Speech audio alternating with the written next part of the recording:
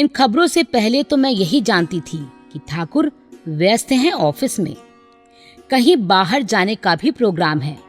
कहाँ और कब जाएंगे पूछने पर बताया था अभी निश्चित नहीं है।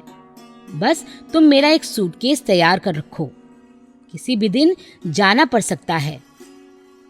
टूर के लिए अक्सर ही जाना पड़ता था, इसलिए मैंने भी ज्यादा ध्यान नहीं दिया।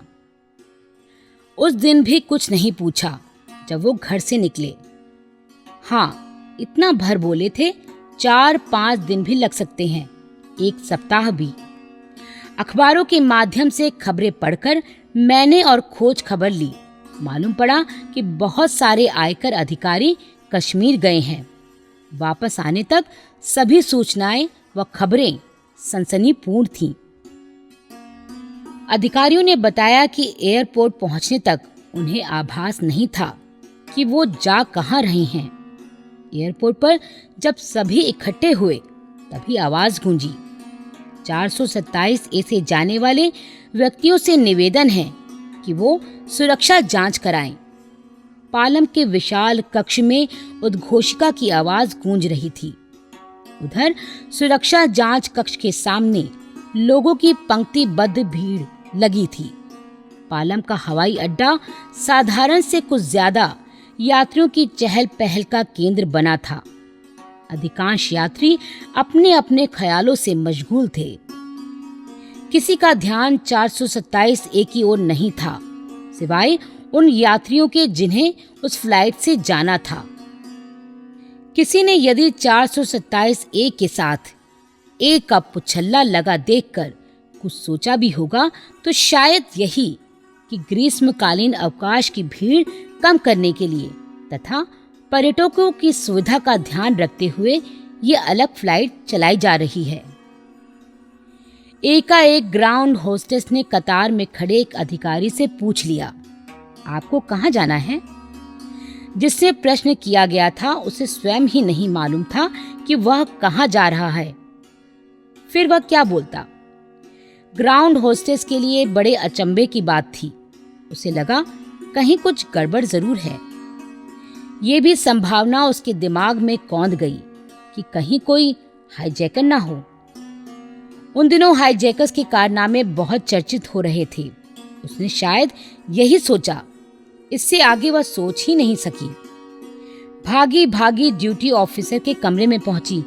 बोली, सर, क्यों में खड़े एक व्यक्ति को ये नहीं मालूम कि वह कहाँ जा रहा है।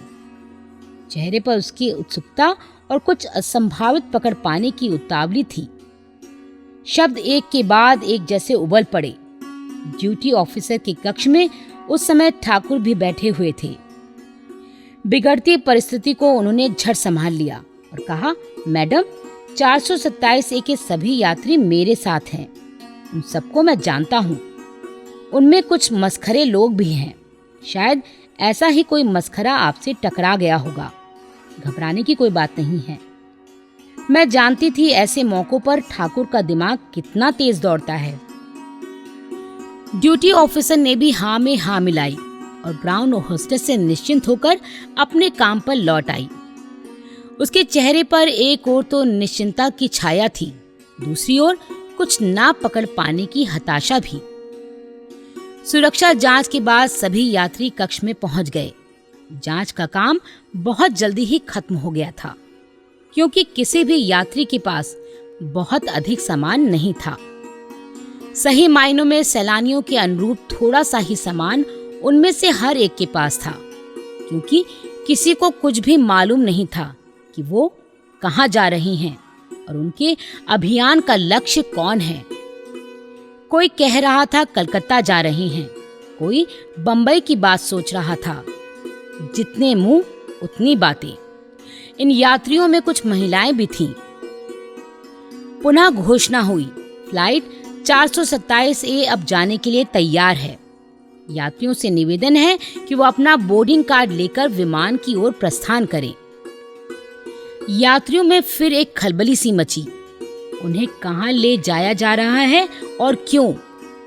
क्यों का जवाब तो उन्होंने एक दूसरे की ओर देखकर पा लिया था, पर कहाँ का जवाब अभी भी उनके पास नहीं था।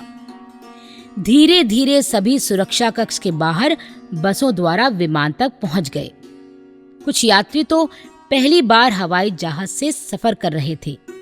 उनके लिए तो जहाज में चढ़ना ही एक कौतूहल की बात थी। एक आध यात्री तो ऐसे थे जो पिछले 10 वर्षों से यात्रा कर ही नहीं पाए थे। जब उन्हें विमानतल पर लाकर खड़ा कर दिया गया, तब उन्होंने गढ़ना पूर्वक मन को ये कहकर संतोष दिया कि पिछले शनि के हिसाब से ग्रहों की स्थिति बदल गई है। अब विमान यात्रा में कोई संकट नहीं है। लेकिन फ्लाइट 427 ए पर जो श्रीनगर जा रहा है, आपका स्वागत है। श्रीनगर तक की दूरी 1 घंटा 10 मिनट में पूरी की जाएगी। यह उद्घोषणा सुनकर जहाज में बैठे अधिकांश यात्रियों को विश्वास ही नहीं हुआ कि वो श्रीनगर जा रहे हैं। कुछ ने आपस में खुसर पुसर करनी प्रारंभ कर दी। कुछ ने सोचा शायद उन्हें भरमाने के लिए घोषणा की जा रही है। खैर, जहाज ऊपर चढ़ चुका था। इतने सारे लोगों को एक साथ ले जाना, और वह भी किसी को कानों कान खबर ना हो, इतनी प्लानिंग। ठाकुर का दिमाग बखूबी काम करता है, मैं खूब जानती थी। जो व्यक्ति घर के कामों में तनिक भी दिलचस्पी ना लेता हो, जिसके लिए अपने कागज तक संभालने के लिए बीवी की जरूरत पड़ती हो, वह कैसे दफ्तर में ये सब कर लेता है? मेरे लिए हमेशा एक अबूझ पहेली रही। 1 घंटा 10 मिनट बाद विमान श्रीनगर के तलपट पर था। विमान से बाहर आते ही ठंडी हवा के झोंके शरीर को सर्द किए जा रहे थे, पर कर्तव्य बोध से प्रेरित यात्रियों को ठंड नहीं व्याप रही थी। वो सभी यात्री आयकर अधिकारी थे। उन्हें अब बता दिया गया था कि वो काला धन पकड़ने की एक बहुत बड़ी योजना के अंग हैं और श्रीनगर में पहली बार आयकर के छापे डालने के लिए लाए गए हैं। सभी अधिकारी निश्चिंत थे। उन्हें अपने पर विश्वास था, अपनी कार्यक्षमता पर विश्वास था, अपने सहयोगियों और अपने उच्चाधिकारियों पर विश्वास था। हवाई अड्डे के कक्ष में धीरे धीरे यात्री आने लगे थे। हमेशा की तरह टूरिस्ट गाइड व होटल वाले अपना बिजनेस पक्का करने के लिए उन्हें घेर रहे थे। कोई अपना विजिटिंग कार्ड दे रहा था, कोई अपना पता बता रहा था। एयरबस की एडिशनल फ्लाइट जो आई थी, सभी को विश्वास था कि कुछ न कुछ धंधा अवश्य मिलेगा, पर कहानी कुछ और ही थी। वो यात्री तो कुछ देने नहीं, काला धन खोजने आए थे। अधिकारियों का नेतृत्व करने वाले उच्च अधिकारियों में ठाकुर भी थे। उन्होंने बड़ी सहजता और सरलता से समझा दिया कि जो यात्री आए हैं वो एक प्रोफेशनल ड्रामा ट्रुप के सदस्य हैं और उन्हें किसी भी चीज की जरूरत नहीं है। जिन व्यक्तियों के निमंत्रण पर यह ट्रुप आया है, उन्होंने पहले से ही सब इंतजाम कर रखा है। बिजनेस मांगने वालों की भीड़ यह सुनकर तितर बितर हो गई। बारिश थी कि थमने का नाम नहीं ले रही थी। सभी अधिकारी बरसते पानी में धीरे धीरे चुपचाप बाहर खड़ी बसों में जाकर बैठ गए। उन्हें किस किस बस में बैठना है, इसका निर्देशन उन्हें पहले से ही दे दिया गया था। बसों पर रंग बिरंगे झंडे फहरा रहे थे। HTA, हिंदुस्तानी ट्रेडर्स एसोसिएशन का मोनोग्राम बस की स्क्रीन पर सुशोभित था। ये मोनोग्राम भी पहले से इसलिए बनवा कर तैयार रखा गया था कि शक सुबह की कोई गुंजाइश न रहे। किसी को जरा सा भी अंदेशा नहीं था कि बसें किसी कार्य विशेष के लिए वहां लाई गई हैं। आम लोग भी यही समझ रहे थे कि पर्यटकों का कोई विशेष दल आया हुआ है।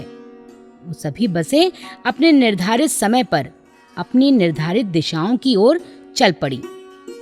सभी बसों में BSF अर्थात बॉर्डर सिक्योरिटी फोर्स के आर्म्ड जवान भी 9-10 की संख्या में थे, पर वो ऐसे बैठे थे कि इन यात्रियों की वजह से वो बाहर सड़क पर चलते लोगों को दिखाई नहीं पड़ रहे थे। सभी को 2 होटलों में ठहराया गया। होटल के कमरों में इतनी भीड़ थी कि एक एक कमरे में 3-3 लोगों को ठहराना पड़ा था। सतर्कता इतनी और कार्यकुशलता भी ऐसी कि इतने बड़े अभियान की शहर में किसी को कानो कान खबर नहीं थी। वह 21 अप्रैल 1981 का दिन था। तलाशियों का सिलसिला शुरू हुआ। दिन के ठीक 2 बजे श्रीनगर, बंबई, दिल्ली, जयपुर, भदोही, पानीपत, मिर्जापुर आदि स्थानों पर आयकर के अधिकारियों ने एक समय एक साथ कालीन उद्योग के व्यापारियों की फैक्ट्रियों, शोरूम और घर सभी स्थानों पर छापे मारे। मुझे वह दिन याद आया जब ठाकुर ने अपने कैरियर के आरंभ में बंबई में सबसे पहले हुंडी रेड्स के तहत एक दिन एक ही समय पर विभिन्न छापों की योजना बनाई थी। इस बार नेतृत्व राघवन जी और ठाकुर के हाथ में था। राघवन जी डायरेक्टर ऑफ इन्वेस्टिगेशन थे। ठाकुर का काम इंटेलिजेंस इकट्ठा करना था। राघवन साहब का ठाकुर पर बहुत विश्वास था। बोर्ड के चेयरमैन कुरुविला जी के भी ठाकुर बहुत विश्वास पात्र थे, इसलिए ठाकुर को भी कश्मीर जाना पड़ा था। बाद में मालूम हुआ कि सभी स्थानों पर छापे शांति पूर्वक पड़े। केवल श्रीनगर ही एक ऐसा स्थान था जहां उस दिन शाम से ही अधिकारियों को चुनौती और धमकियां मिलने लगी थी। पहले दिन ही अधिकारियों की एक टोली श्रीनगर से लगभग 15 किलोमीटर दूर नौशेरा में Bhattu spinning and weaving mills की तलाशी ले रही थी। फैक्ट्री के साथ मालिकों के 3 निवास स्थान भी थे, जिनमें फैक्ट्री के डायरेक्टर वगैरह रहते थे। शाम तक तलाशी का काम बिना किसी अड़चन के चलता रहा। कहते हैं कि तभी एक विशिष्ट व्यक्ति जम्मू कश्मीर पुलिस के एक अधिकारी के साथ वहां आए। उनके साथ लगभग 20-25 लोग और थे।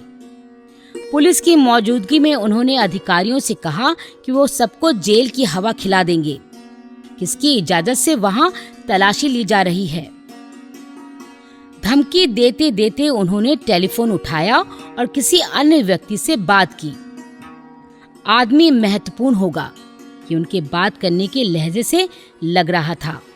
उन्होंने टेलीफोन पर ही उनसे कहा कि वह अधिकारियों को तलाशी नहीं लेने देंगे, और दूसरी ओर के व्यक्ति ने क्या जवाब दिया ये तो किसी को नहीं सुनाई पड़ा। किंतु फोन पर बात के बाद जिस अंदाज और लहजे से उन्होंने बातचीत की, उससे अधिकारियों को ये प्रतीत हुआ कि वो अधिकारियों को रोकने और तंग करने पर आमादा हैं। अधिकारियों को पता था कि वो फैक्ट्री मालिक भट्टू के घर की कानूनी तलाशी ले रहे हैं। उन्हें ये भी विश्वास था कि वो जो कर रहे हैं वह सही और विधि संगत है, और ये भी सत्य था कि श्रीनगर में छापे की सारी योजना कालीन उद्योग पर किए गए देशव्यापी छापों का एक अंग थी। फैक्ट्री के अहाते में पहले ही भीड़ इकट्ठी हो गई थी। नारे लग रहे थे, हिंदुस्तानी कुत्ते कश्मीर को लूटने आए हैं। वहां मौजूद लोग कानून की दुहाई दे रहे थे, पर उनका कानून स्वार्थ से प्रेरित और काले धन को बचाने के लिए था। हिंदुस्तानी कुत्तों वापस जाओ के नारे के साथ ही 40-50 हट्टे कट्टे लोगों ने फैक्ट्री के अंदर आकर अधिकारियों पर हमला बोल दिया। बाहर की भीड़ अधिकारियों को डराने के लिए बाहर से ही नारे लगा रही थी। अधिकारियों ने, जिनकी संख्या हमलावरों के मुकाबले बहुत ही कम थी, हिम्मत नहीं हारी। उन्होंने जो कागजात, जो चीजें सील जब्त की थी, उन्हें लौटाने से इनकार कर दिया। मालिकों ने सोचा था कि इतनी बड़ी भीड़, इतनी नारेबाजी और टेलीफोन की गुफ्तगू से अधिकारी घबरा जाएंगे और जब्त सामग्री छोड़कर भाग लेंगे। जब ऐसा नहीं हुआ तो उनका गुस्सा बौखलाहट में बदल गया। उन्होंने बाहर की भीड़ को भी अंदर कर अधिकारियों को मारने की सोची। अब तक अधिकारी सतर्क हो चुके थे। वो सब भी एक जगह इकट्ठा हो गए।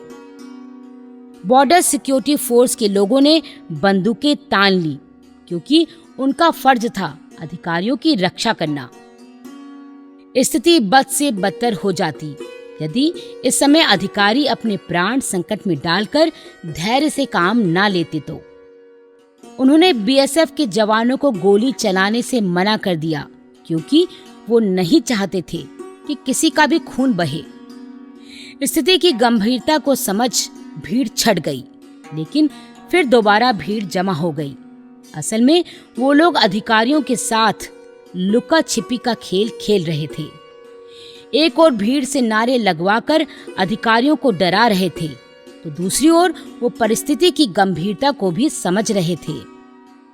भीड़ के बाहर निकाले जाने पर अधिकारियों ने पुनः तलाशी का काम शुरू किया, और क्योंकि उस समय तक नीचे के हिस्से की तलाशी करीब करीब पूरी हो गई थी, अधिकारियों की एक टोली पहले माले की ओर बढ़ी।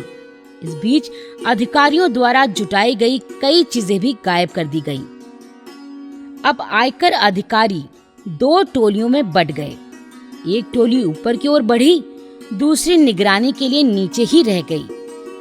आर गुप्ता और उनके साथी जैसे ही ऊपर के कमरे के अंदर पहुंचे, वैसे ही उस कमरे में बाहर से ताला लगा दिया गया और उनसे कहा गया कि उनके पास जितने भी जब्त किए कागजात वगैरह हैं, मसलन आभूषणों की लिस्ट आदि, वह सब वापस कर दें। गुप्ता जी ने वह लिस्ट वापस देने से मना कर दिया। संस्कृति और सभ्यता की दुहाई देने वालों का असली रूप उजागर हो चुका था। अधिकारियों को एक बार फिर धमकी दी गई कि जितने भी लोग यहाँ हैं, उनमें से एक भी वापस नहीं जा सकेगा, क्योंकि फैक्ट्री का द्वार बंद करवा दिया गया है। धमकी का कोई असर नहीं हुआ। अधिकारी हतोत्साहित नहीं हुए। गुप्ता जी और उनके साथी एक कमरे में बंद थे।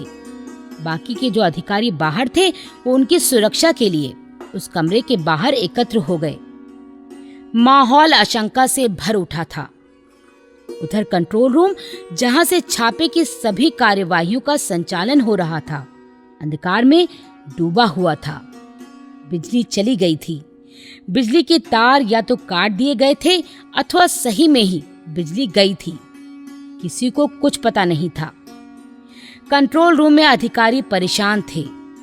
भट्टू की फैक्ट्री में बार बार फोन खटखटाने पर भी उधर की गई कोई हलचल मालूम नहीं पड़ रही थी। कहाँ क्या हो रहा है? साथी कुशल से तो हैं। इन्हीं सब ऊहापोहों में कंट्रोल रूम के अधिकारी गण पड़े हुए थे। कहीं कोई वारदात तो नहीं हो गई? शाम को कुछ गड़बड़ी हो सकती है, ऐसी खबर उन्हें मिली भी थी।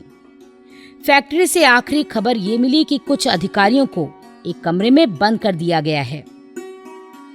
KR राघवन और ठाकुर, इन दो मुख्य अधिकारियों ने सोचा कहीं कुछ गड़बड़ अवश्य है, अन्यथा अभी तक तो साथियों को वापस लौट आना चाहिए था।